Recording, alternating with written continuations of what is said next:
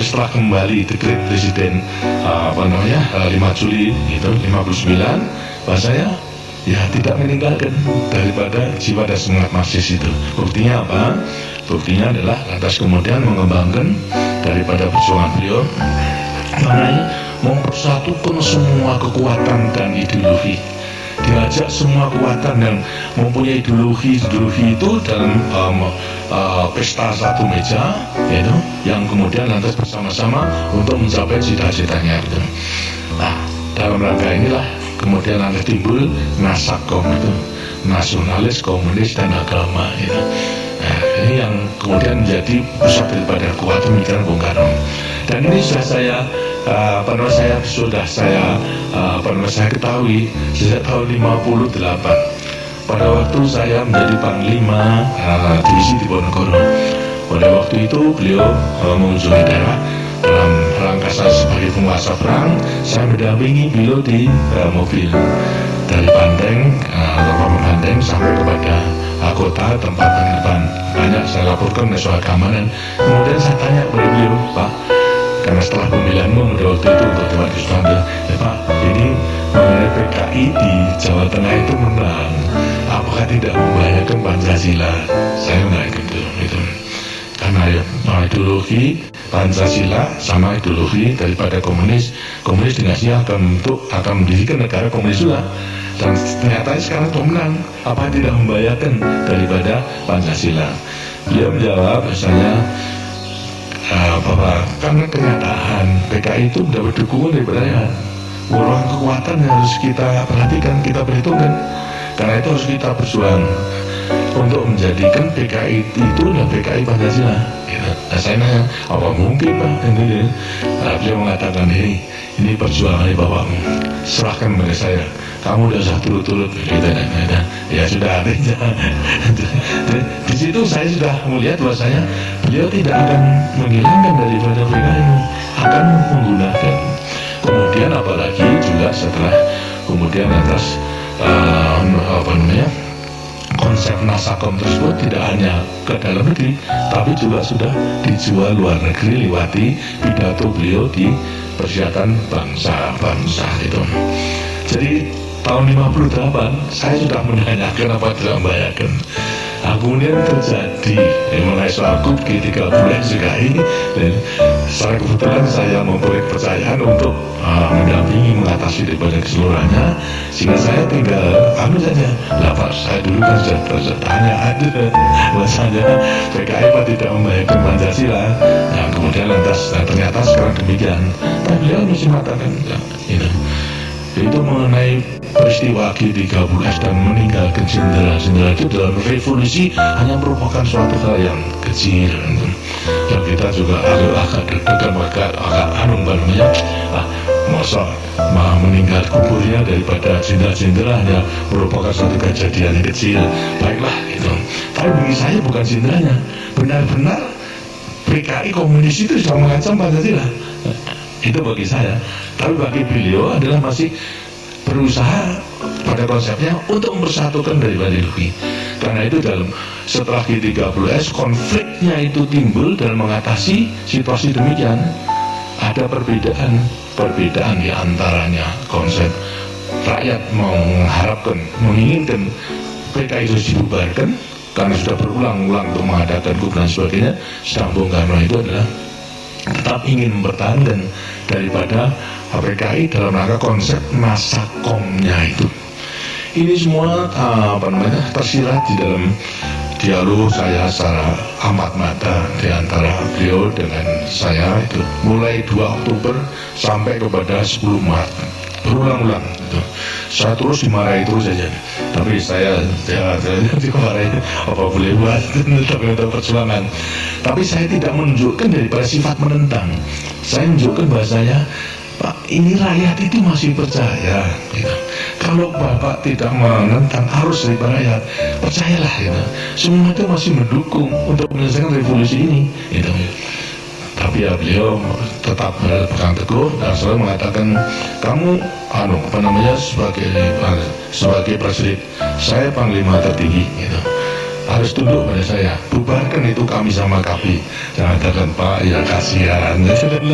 Wong ini yang mendukung pada perjuangan baru Pak bubarkan. PKI itu yang harus dibubarkan. Marah lagi itu pada beliau.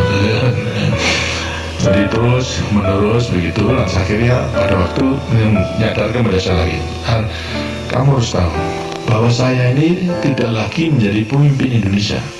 Saya ini sudah menjadi pemimpin dunia. Ya. Saya sudah terlanjur menjual konsep Naskom itu kepada dunia. Itu.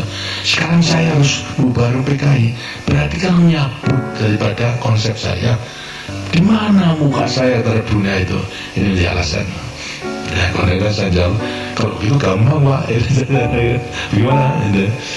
Yang penting semua sesuai dengan apa yang selalu diajarkan apa kan. Yang penting kan kepentingan rakyat kita, kepentingan nasional dulu. Baru dengan kepentingan nasional dan kekuatan nasional kita bisa melangkah keluar. Kalau kita tidak punya kekuatan di dalam, ya apa yang harus kita lakukan keluar? Karena kalau caranya demikian, itu gampang. Ya. Jadikan saya bumper, kawan. Gimana? Saya akan bubarkan PKI. Tapi nanti kalau sudah demikian, lantas dunia itu melihat bahasanya bukan PKI apa, tapi saya. Tapi setelah itu kemudian maju, saya minta supaya digongi untuk keperluan ke dalam, supaya ke dalam rakyat benar-benar daripada membubarkan PKI, walaupun saya membubarkan toh bahwa menyetujui sehingga rakyat bisa mendukungnya.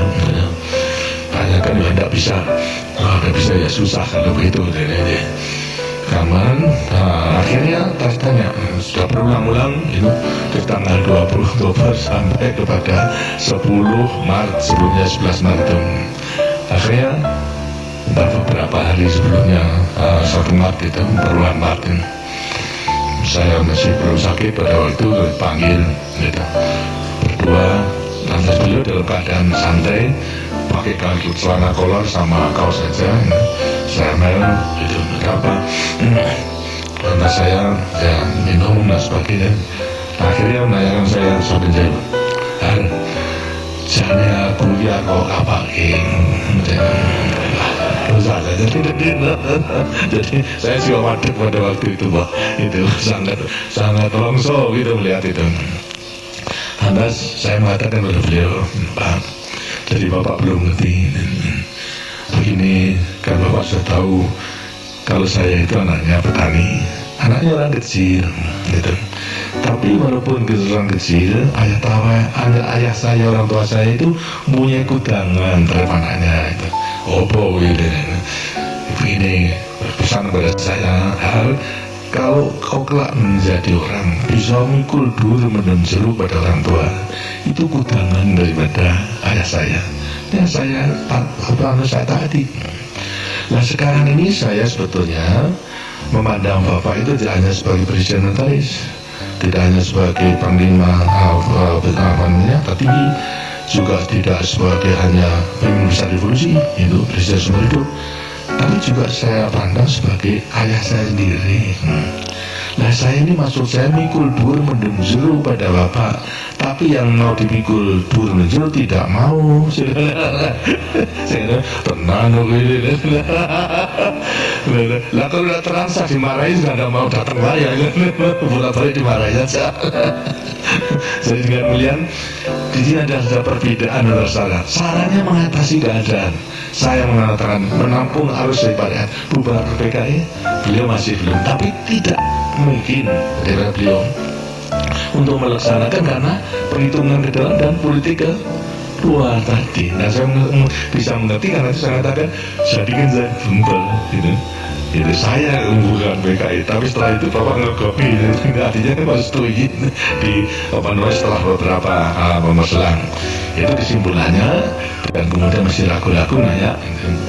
Dan saya memang tidak punya maksud untuk menumbangkan Bung Karno, walaupun teman-teman saya, kolega saya telah mengajak kekuasaan di tangan kita. Kenapa harus kita tunggu-tunggu? Gitu. Buat sekarang sudah kita gulingin saja. Saya mengatakan, maafkan, saya tidak mempunyai pikiran di situ karena saya tidak mau meninggalkan sejarah titik hitam dalam kertas putih kepada kehidupan angkatan perang kita. Saya tidak mau untuk merebut, mengajak kepada anak buah untuk merebut kekuasaan, saya tidak mau. Tapi kalau saudara-saudara mau, silakan. Saya tidak turut. Akhirnya tidak ada yang mau. Jadi tidak mau. Sekarang kita harus menyelesaikan semua itu secara konstitusional. Ya memang lama, tetapi inilah jalan yang harus kita tempuh. Ya. Akhirnya semua setuju, hanya yang mengatakan ya kritik pada saya terlalu falsafah juga, itu seperti andong awan-awan asal lawan gitu lah. Ya apa boleh buat aja. Tapi yang mereka tidak ngerti, yang penting itu kan kelakonnya itu. Jadi kelakonnya berhasil, bukan alon-alon ya, kelakonnya itu dan berhasil. Ya karena mereka salah menafsirkan, sehingga kemudian terjadi pada 11 Maret sidang kabinet. Ya. Di situ ada pemerintahan mengenai soal istana sudah dikepung oleh pasukan yang tidak dikenal. 10 Maret,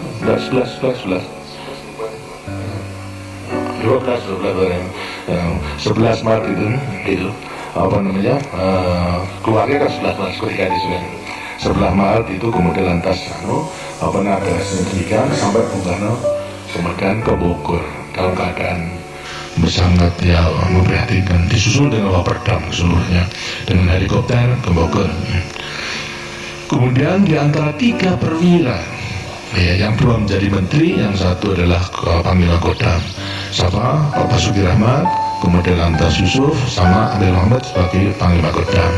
Melihat situasi demikian itu sangat memprihatinkan, mempunyai ide untuk untuk menemani Bung Karno ke Bogor. Itu baik. Tapi karena masih ingat ada atasannya, sehingga lapor kepada saya. Saya dalam keadaan sakit pada waktu itu, memang di tempat tidur karena kumat, tenggorokan kalau sudah kumat sampai pada kursen dan sebagainya, tidak bisa menghadiri sidang kabinet pada waktu itu. Kemudian datang ke rumah, menceritakan semua kejadiannya, minta izin untuk menemani Bung Karno di Bogor. Saya izin, silahkan, baik. Lalu tanya, pesan apa Bapak? Saya pesan 1, sampaikan salam dan hormat saya. Yang kedua, sampaikan kalau saya sakit, itu tidak bisa hadir tadi. Dan yang ketiga, sampaikan aja kalau saya diberi kepercayaan, keadaan ini saya atasi. Itu saja. Terus tidak macam-macam. Saya hanya mengatakan kalau saya diberi kepercayaan, keadaan ini akan saya atasi. Itu. Dengan demikian, saya perhitungkan bahwasanya segala lamanya dialog antara beliau dengan saya itu, beliau sudah menangkap itu, Lalu ini berangkat. Setelah datang ke sana, ya lapor dan sebagainya, semua dimarahi dengan hasilnya. Seorang menteri kemudian sampai terjadi demikian. Kemudian lantas sampai bagaimana cara mengatasinya?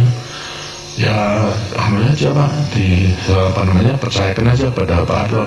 Marah lagi, kurang apa saya percaya berarti sudah diberi pangkat naik jadi lain. Ya tapi barangkali perlu tertulis.